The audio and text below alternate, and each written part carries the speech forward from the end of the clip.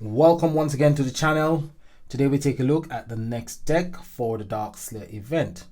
Now this deck is an Immortal Killer deck, so we will be able to use High Performance Unit area in combination with this deck.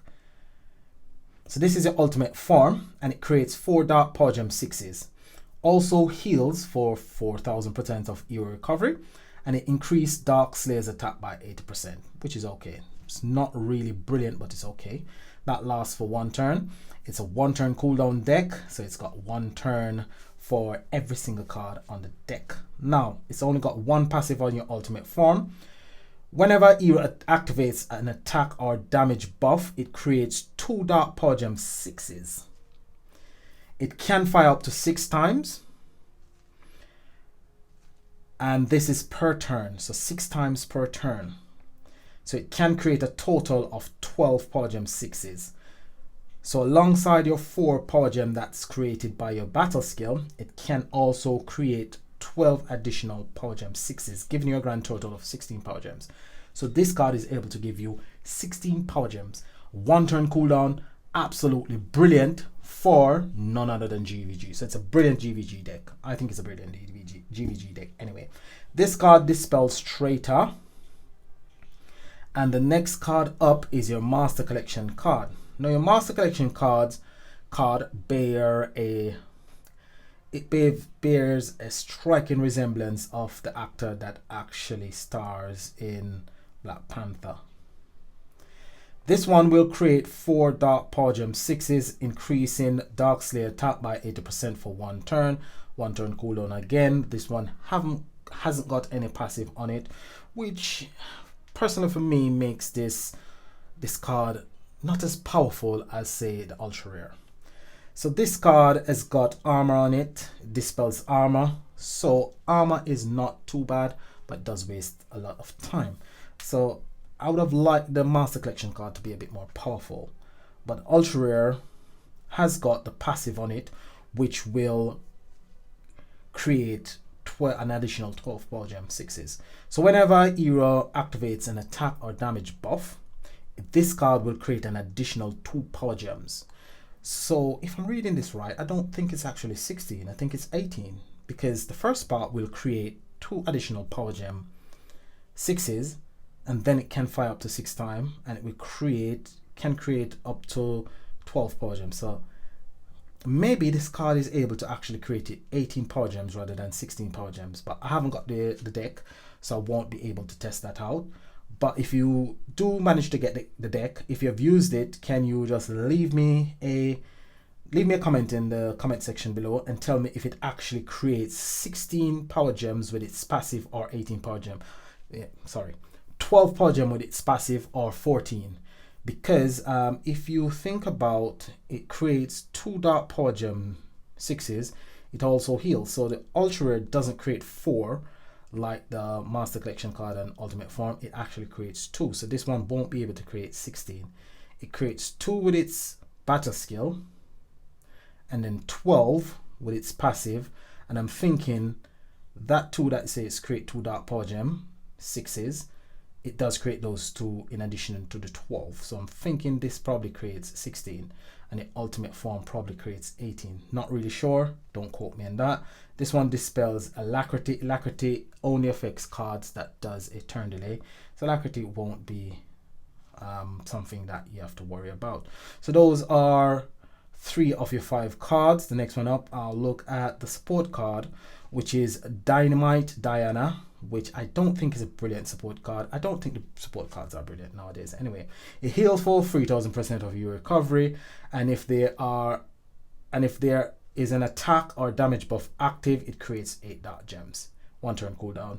Not brilliant, but support cards does help to basically get you Dark Slayer dust or whatever dust that you need. So that's what the support cards personally for me are there for, to get you dust to actually create your ultimate forms. This is your event card, our main card. Creates 3 Dark Gems, 3 Dark Power Gem 4s. It increases Dark Slayer attack by 40%, which is quite nice for an event card. And it's got 1 turn cooldown as well. Hasn't got any passive, does dispel armor. So the deck in and of itself is a really nice deck for GVG. Going forward as well, I think it's a really good gem spawner. So it's nice utility deck if you manage to get it. I can craft one of the 2 cards. That's if I manage to get anything tomorrow in the 500 gem vault. If I do get one of the 2 cards, ultra rare master collection card, I will craft this deck because I really like this deck. I think it's a really nice deck. How would I rate this deck out of 10? I'll probably give it a 7 out of 10. When it comes to GVG, I'll probably give it, say, 8 out of 10. When it comes to utility, I would give it a 8 out of 10. When it comes to the event, its personal event, I would give it probably a 6 out of 10, because I don't think when it comes to dealing damage on its own, it's really powerful. But combined with, say, high performance unit area, I think it will be a really good damage dealing deck in this particular event. Now, cards that we could use tomorrow, if we look at, say, cards that are Dark Immortal Killer cards, because we will need cards that are Dark Immortal Killer to get the killer skill.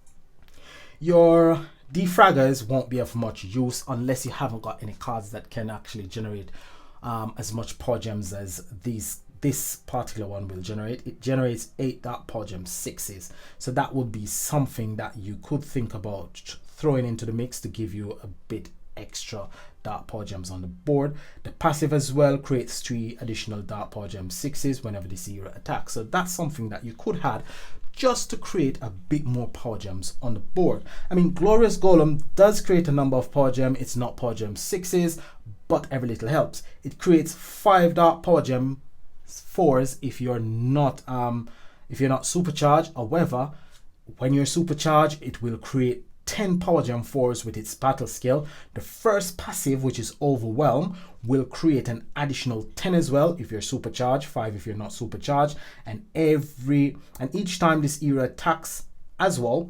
Now, the Overwhelm, I must point out, only activates every 3rd turn. So every 3 turn, it creates 5 dark power gem, 5 dark power gem freeze.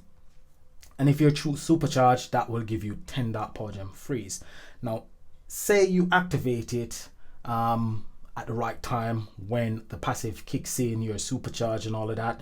You can create 10 with your battle skill, 10 with the first passive, which is Overwhelm. So that's 20 power gems. And then the second passive, which is the third one that's going to give you a bit more power gem, it only creates 3 power gem 4s with this particular one. But that's 23 power gems you're creating with 1 card. Even though it's a commander card, it's not going to deal a lot of damage. It is a nice one to give you a bit of dark gems and power gems on the board. So it's something else that you could consider to add. Now, this one is Freedom Fighters. It needs no introduction. It's a card that it will deal quite a lot of damage, especially with its nuke. I've only got that 3 pink star, which is really a shame. Wish I had it at 6 pink star. It would be dealing massive damage. Now, this one only creates 2 dark power gem 4s and 3 dark power gem 2s. It received the attack bonus buff. While the attack bonus buff is active, it will strike an additional time in the form of a nuke, dealing exactly 100% of the main attack of this card. Now, that nuke, if you use 3 keys, is multiplied by 5. So say you deal 400 trillion damage, that's multiplied by 5, so you get 2 quadrillion with the nuke, which makes this card absolutely brilliant. But I've only got it at 3 pink star, which is such a shame. Wish I could get it up to 6 pink star. Now, the next one that you could use to get the killer skill is this Regal Revolutionaries. It will give you the killer skill. It creates 5 dark power gem 2s, creates an extra dark power gem 2 for every 100 immortal killer intensity on the board. However, it increases immortal killer's attack by 180%, which does add to the total damage. And that lasts for 1 turn. It's got a 3 turn cooldown. It's got a passive that upgrades 4 dark power gems to 1 level higher. So this is not a bad card to add to the mix as well. So that's 3 ultimate forms that you could add to the mix, or 4 ultimate forms. You got 2 commander and 2 slayers. Now let's take a look at just dark cards, dark slayer cards. Now these are some of your Dark Slayer cards that you could add to the mix just to give you extra power gems on the board. Now you've got Usurpers of Fortune, you've got Draconic Scoundrel, that is a gem destroyer. It destroys all non-dark gems on the board and it creates 1 additional dark power gem for every 5 dark gems that you've got on your board. So that's not bad. You got Paranormal Agent. So there's quite a number of cards that you could add to the deck. I mean, I've come up with a deck combination that I will be running tomorrow if I can actually find it. So this one, I'm going to use the golems because as the lead, so the golems is going to buff everything. So it's going to give me 300 damage and 600 HP for all Dark Immortal Killer eras. However, if you've got cards that are not Dark Immortal Killer heroes on the board, you might want to go for something that will buff all Slayer cards, and that would be Freedom Fighters. Now Freedom Fighters will give you 300 damage and HP, so it's 300 less HP. For all Dark Slayer heroes, it will buff every card on the board as long as they're Dark Slayer heroes. But I think I'll probably stick to the Glorious Golems. Now, in the way of relics, I've got quite a number of Immortal Killer Relic on the board, so I'm not short for Immortal Killer Relic. I've got this one, and this one is for none other than the Glorious Golems, and I've got this one, which is for Regal Revolutionaries. One is at 3 pink star, one is at 2 pink star. So one will break 3, will break 3 shields, and the next one will break 5 shields or 4 shields. So that's quite a number of shields I'll be breaking, and I've got additional Immortal Killer relics that I can add to the mix. So that's not bad. So I think I'm pretty much set, even though I didn't get anything from the deck. I think I'm pretty much set for the event. Won't be dealing as much damage as people that have got the current deck, but hey, as long as you can compete within the event and finish quite good on the solo leaderboard. I mean, I've gone from the point where I was all about the competition to the point where I only want to enjoy the event. So I'm all about the enjoyment of the event and not so much about the competition anymore. So if you are about the competition, should you invest in this deck? I would say if you can afford to go for it, go for it. Why not? It's a really good utility deck. If you've got the coins and you can craft it, go ahead and craft it. I think it's really nice. Should you go deep? That's a personal decision. Everybody makes their own decision. If you want to go deep, it's totally up to you. I make my personal decision. I'm not going to spend any more cash, so I'm going to use what I have to actually do what I want. So that's it for me today. That's all I've got for you. Tomorrow I might make a video showcasing my deck in action, and if I can come up with another deck that deals quite significant damage, I'll showcase that as well. So till next video, this is Octane saying like, subscribe, leave a comment below. You can ask me any questions you want to ask, and stay safe and peace.